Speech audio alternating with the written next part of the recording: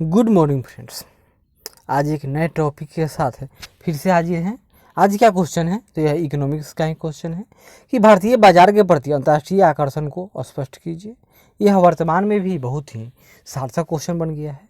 क्यों? क्योंकि चाइना से सारी कंपनियां भाग रही हैं। क्यों ना भागे? क्योंकि चीन ने जो जख्म दिया है पूरी दुनिया को, पूरे कंपनी को, पूरी इंडस्ट्री उद्योग जगत को, ये तो सालों क्या सदियों में भूलने वाली बात नहीं है। जिससे यह हो गया है कि अब चीन का विकल्प पूरी दुनिया में खोजा जा रहा है। अब देखना है कि भारत है इसके लिए कितना अच्छा इस अवसर को अपने लिए पक्ष में कर पाता है। क्योंकि जो कंपनियां वहाँ से चीन को छोड़कर जा रही हैं वो अधिकतर वियतनाम, हांगकांग में तो नहीं रहेंगे, लेकिन सबसे अधिक वियतनाम में, इंडोनेशिया में, फिलीपींस में और थाईलैंड आदि देशों में उनका पहला ठिकाना है, आसियान देश कहिए। और उसके बाद दूसरा ठिकाना में भारत का स्थान आता है। एक तो कि भौगोलिक दूरी है भारत का चीन से, और दूसरा कि यहाँ पर उस तरह की व्यवस्था नहीं है। यहाँ पर कागजी कार्रवाई, कोर्ट कचहरी का चक्कर और जमीन संबंधी मुकदमे सालों सालों तक चलते रह जाते हैं, जिससे कंपनियों को लाभ नहीं होता है। तो देखिए क्या है, भारतीय बाजार के प्रति अंतर्राष्ट्रीय आकर्षण को स्पष्ट कीजिए। यहाँ पर हम लोग बाजार से पढ़ेंगे। आज बाजार, कंज्यूमर की बात हो रही है। इस समय पूरी दुनिया की निगाहें भारतीय बाजार पर टिकी है। दुनिया के बड़े बड़े राष्ट्र, प्रमुख उद्योगपति और निवेशक लाभ की आशा में भारतीय बाजार की ओर आकर्षित हो रहे हैं। आने वाले वर्षों में भारतीय अर्थव्यवस्था की विकास दर में तेजी से वृद्धि हो रही है। लेकिन प्रेजेंट की अगर बात करें तो यह तो निगेटिव में चला गया है। भारत में निवेश की अपार नई संभावनाएं जन्म ले रही हैं। इसी उद्देश्य से दुनिया की 5 महाशक्तियाँ कौन? अमेरिका, ब्रिटेन, फ्रांस, चीन और रूस सहित कई देश भारत से मधुर संबंध बनाने के लिए प्रयासरत हैं। ये तो लिख सकते हैं क्या, चीन भारत से मधुर संबंध बनाने के लिए कभी कोई प्रयास करता है? आगे बढ़ते हैं। वस्तुतः कई क्षेत्रों में भारतीय बाजार ऊंचाई पर को पार कर चुकी हैं। भारत सेवा और विनिर्माण क्षेत्र में बहुत आगे है। इसके अलावा देश में वित्त, बीमा, रियल एस्टेट, अब रियल एस्टेट की बात हो गई तो रियल एस्टेट में देखिए धोनी साहब भी कभी चल जाए तो कोई भारी बात ना होगी। क्योंकि आम्रपाली का जो प्रचार करते थे वो तो डिफॉल्टर निकल गया, जेपी ग्रुप भी डिफॉल्टर हो गया। ये सब क्या था कि तय समय पर ये लोगों ने जो बड़ी बड़ी फ्लैटों का जो पिक्चर देता है इमारत का, हाउसिंग कॉम्प्लेक्स का, उसका निर्माण कार्य न कर सके। होता क्या है कि पहले ही आमंत्रित हो जाता है, चलिए अभी पैसा लगाइए, बाद में जब फ्लैट बनेगा तो आपको मिलेगा। लोग पैसा लगा देते हैं, लेकिन तय समय पर निर्माण कार्य पूरा नहीं हो पाया।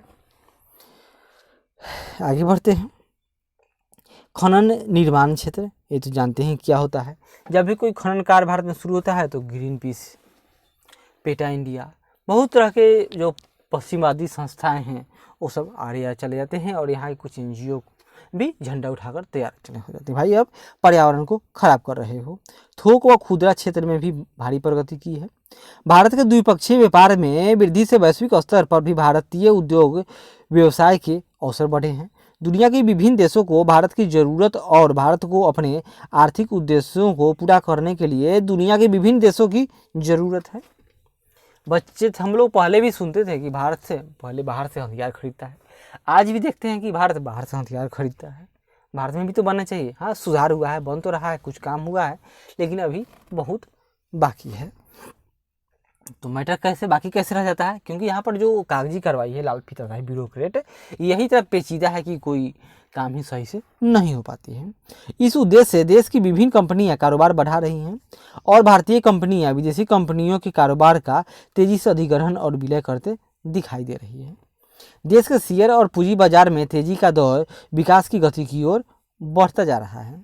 आगे देखिए, भारत का आउटसोर्सिंग बाजार, मतलब क्या होगा आउटसोर्सिंग? जैसे कि बंगलोर है भारत में, यहीं पर बैठा हुआ है कोई व्यक्ति और यहीं से ऑनलाइन माध्यम से वह अमेरिका में, यूरोप में अपनी सेवाएं प्रदान कर रहा है। तो यही आउटसोर्सिंग होता है। तो इसमें क्या होगा, वहाँ पर जहाँ इन लोगों को डॉलर में, पाउंड में, यूरो में पेमेंट करना होगा, वहीं पर भारतीय क्या लेंगे, तो ये रुपया में ही पेमेंट ले लेंगे।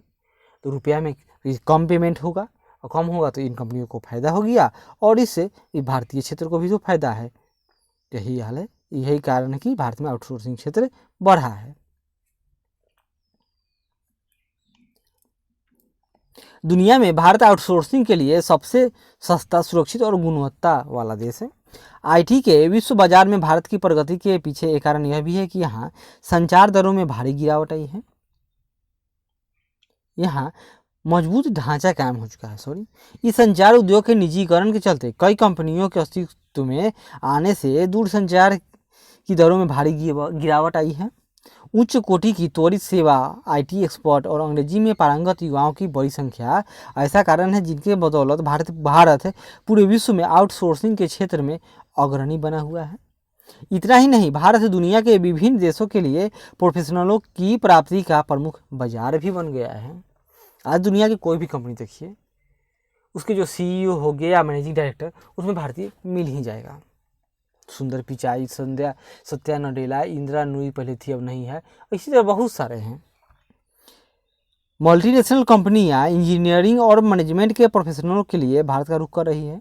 इस तरह भारतीय बाजार परिदृश्य से यह संकेत दे रहा है कि वैश्विक मंदी के असर से पूरी तरह उबर चुकी भारतीय अर्थव्यवस्था में वर्तमान वित्तीय वर्ष में सेवा क्षेत्र के साथ साथ कृषि और औद्योगिक क्षेत्र के शानदार प्रदर्शन के बूते सकल घरेलू उत्पाद यानी जीडीपी की बात हो रही है कि विकास दर 2.5 को पार कर सकती है। लेकिन दुख की बात है कि इसमें 0 अलग हो गया, अब यह 1% पर ही ना आकर कहीं टिक जाए।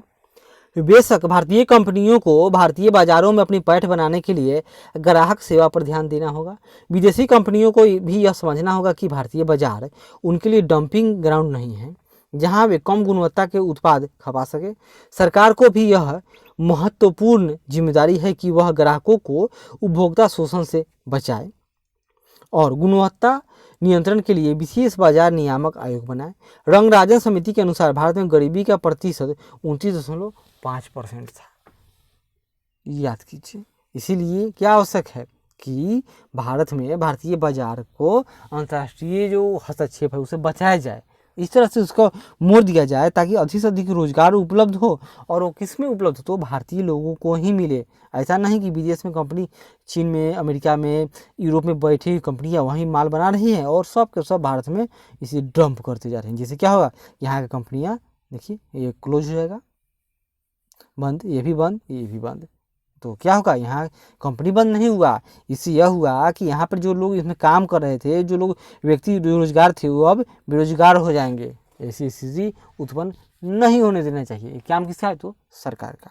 ठीक है, तो अगली बार फिर मिलेंगे एक नए टॉपिक के साथ, एक नए वीडियो में। तब तक धन्यवाद। आशा करते हैं कि अच्छा लगे तो ज़रूर लाइक करें, शेयर करें, कमेंट करें और सब्सक्राइब करें।